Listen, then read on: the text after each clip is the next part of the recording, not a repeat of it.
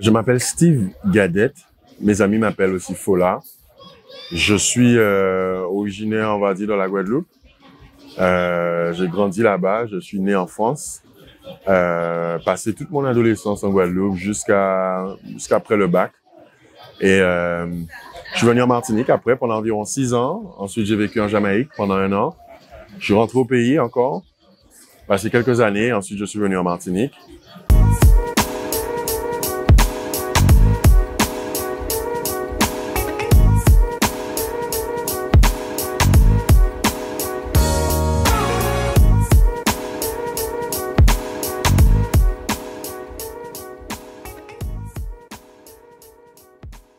Écoute, mon enfance, c'est une enfance en Guadeloupe, particulièrement à Morne-à-l'Eau. C'est la commune où j'ai grandi, dans le quartier de Bosse-Redon. Une enfance qui tourne autour des copains, de la famille, du basket, de la musique un peu, de l'école et des filles. Et ouais, voilà. Eh bien, écoute, les premières fois où j'ai eu à m'exprimer de façon artistique, je crois absolument, ma porte d'entrée, ça a été le rap. On arrive, c'est quoi, le milieu des années 90. C'est 1997-98, c'est la première fois que je prends un texte de rap. Et voilà, je rentre en création comme ça à partir de la musique. Ensuite, j'ai été amené à créer autrement pour d'autres supports. Par exemple, j'ai eu à faire de la recherche, donc oui, à créer de nouvelles idées. Ensuite, j'ai été amené à écrire de la fiction. Ça, c'était une autre étape pour moi. Et tu vois que les lettres sont toujours là. Musicalement, j'ai évolué, hein, que ça soit du rap ou bien du dancehall, du reggae. J'aime beaucoup l'afrobeat. J'aime beaucoup aussi chanter de plus en plus. Donc, je me réinvente ces temps-ci. Et puis, les lettres ne m'ont pas laissé, hein, depuis que je suis rentré dans le rap. Donc, j'ai écrit de la fiction, j'ai écrit des essais aussi, j'ai écrit des articles. Aujourd'hui, j'écris aussi des chroniques radio. J'utilise ma voix autrement, mais c'est toujours de l'écriture. Et je fais de la radio, j'aime beaucoup ça. Donc voilà, ce sont des moyens d'expression pour moi. La musique continue. Je suis souvent en train d'écrire aussi des livres, que ça soit sous la forme poétique ou la forme romanesque ou l'essai. L'écriture est toujours un peu quelque part avec moi, quoi. Moi, j'aurais aimé continuer à nourrir la force d'agir de mes gens. C'est ça mon message principal. Qu'on se laisse pas brider par les normes, par le regard, par les traditions, et pouvoir exploiter tout ce qui est en nous, qu'on puisse devenir tout ce qu'on est censé devenir et pas se limiter. Surtout dans un peuple où, comment dire, la menace, comment dire, la peur d'être différent, la peur de sortir des normes a toujours plané, nous a toujours coûté cher. Moi, mon message principal, c'est la liberté d'être soi-même. Et ça comprend plusieurs domaines, que ça soit le domaine artistique, que ça soit la vie privée, que ça soit la sexualité des gens, que ça soit leur apparence. Parce qu'on vit dans une société qui est, voilà, tu le sais, qui est négrophobe, qui est grossophobe, qui est homophobe. Et moi, je milite pour ça, pour plus, pour un regard plus humain sur les choses. Donc, mes livres, parfois, servent à faire ça. Après, la musique, je réfléchis pas toujours j'ai pas toujours ça en tête, hein. Mais si je vais résumer, moi, mon apport en tant qu'artiste, c'est ça, c'est nourrir la force de faire, et d'être de mes gens. Que ça soit moi en tant qu'artiste, ou moi en tant qu'activiste, ou moi en tant qu'écrivain, c'est un peu le truc central, quoi. J'ai un regard où je me dis qu'on est né au milieu d'une folie. Ça fait pas longtemps qu'on est devenu un peuple quand tu compares avec d'autres peuples et d'autres civilisations. J'essaie de mesurer autant nos progrès que, tu sais, nos défaillances et ce qui nous reste à faire peut-être pour être mieux. Je jette pas un regard trop exclusif ou un regard trop sévère, mais j'aime nous savoir en chemin. Si je devais dire une chose, moi j'aime nous savoir en chemin. Commencer à un endroit, arriver à un autre endroit. C'est ce que aujourd'hui, j'ai 45 ans, c'est un peu ce qui me vient, tu vois, quand tu me poses cette question. J'ai pas une réponse idéologique.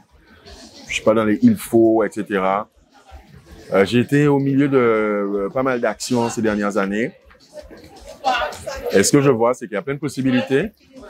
Il y a des gens qui les saisissent. À nous de continuer à les saisir. Et ce pourquoi on estime qu'il faut faire quelque chose, si on est convaincu, moi, j'aspire à voir mes gens continuer à mettre en musique leurs convictions. parce qu'il y a des choses qui nous semblent plus importantes que d'autres. Il faut pas qu'on s'écharpe sur ça. Celui-là va dire ce combat-là c'est le meilleur, celui-là c'est le même. Non, il y a des combats qui nous semblent importants à tous et j'aspire à ce que nos convictions soient mises en musique et pas simplement s'écharper, mais qu'on soit plus dans le faire. Voilà. Tu vois, moi je crois dans le pouvoir de la littérature. Ce qui est puissant avec elle, c'est qu'elle peut aller presque partout.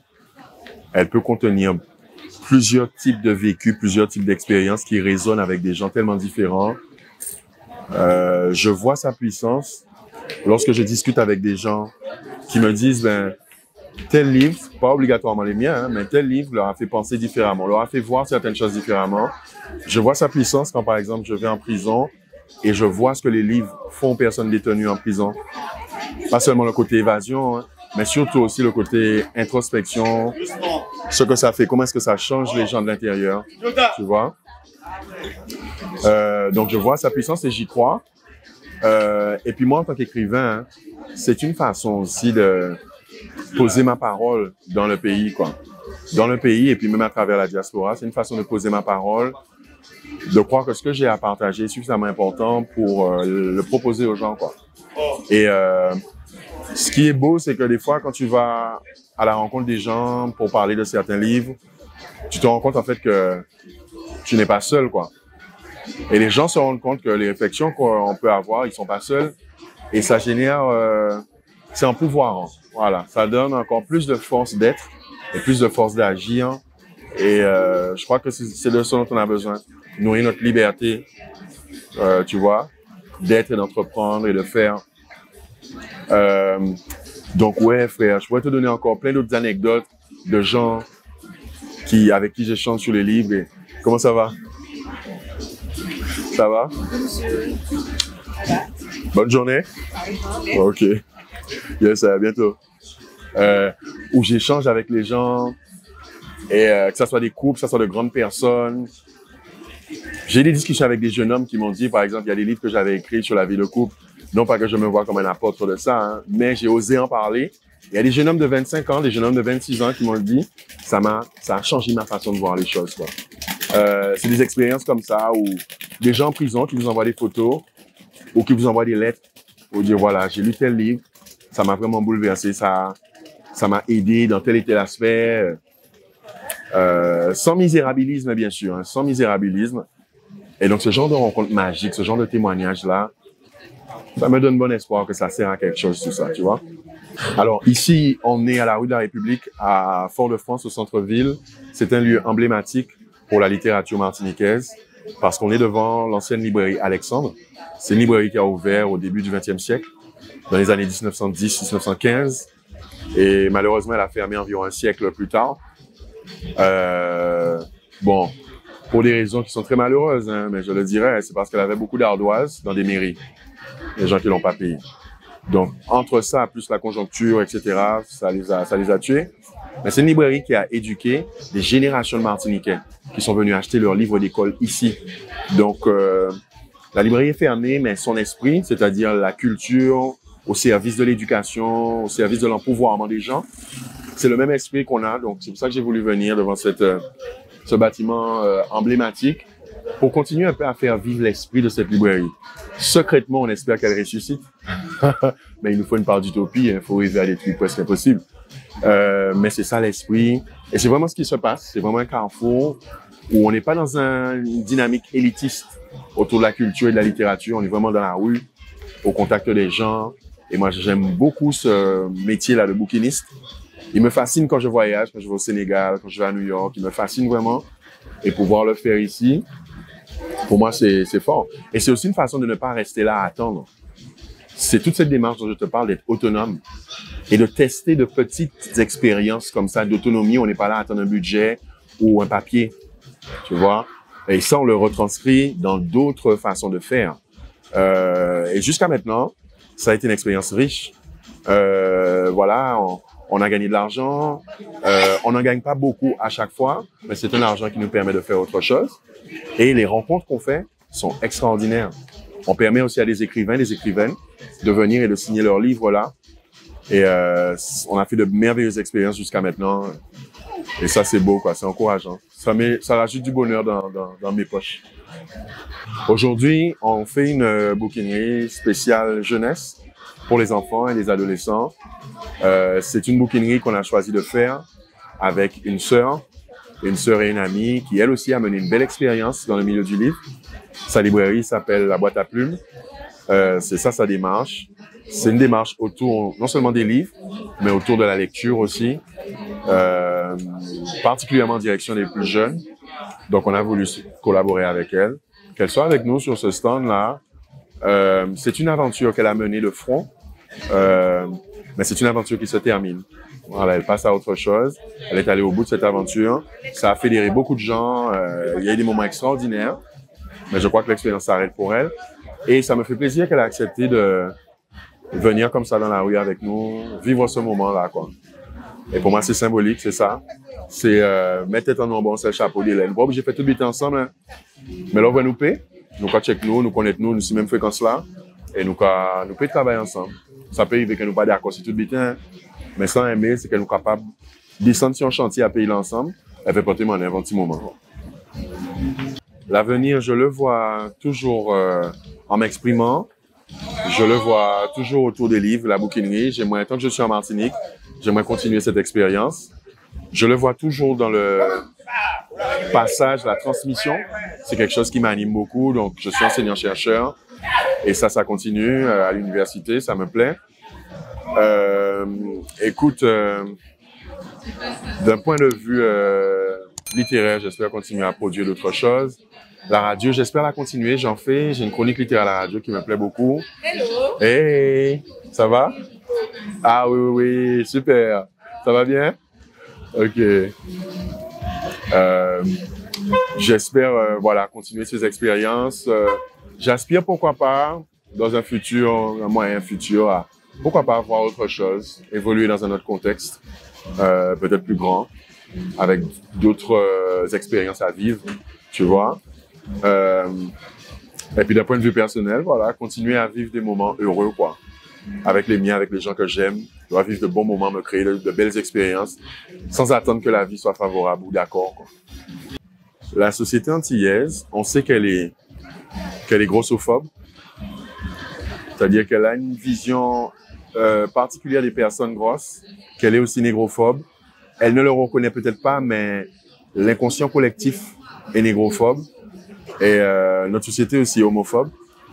Ce sont des choses qui me tiennent à cœur parce que je veux lancer un appel qu'on puisse voir les êtres humains derrière les corps, ne pas voir les sexualités avant de voir les êtres humains.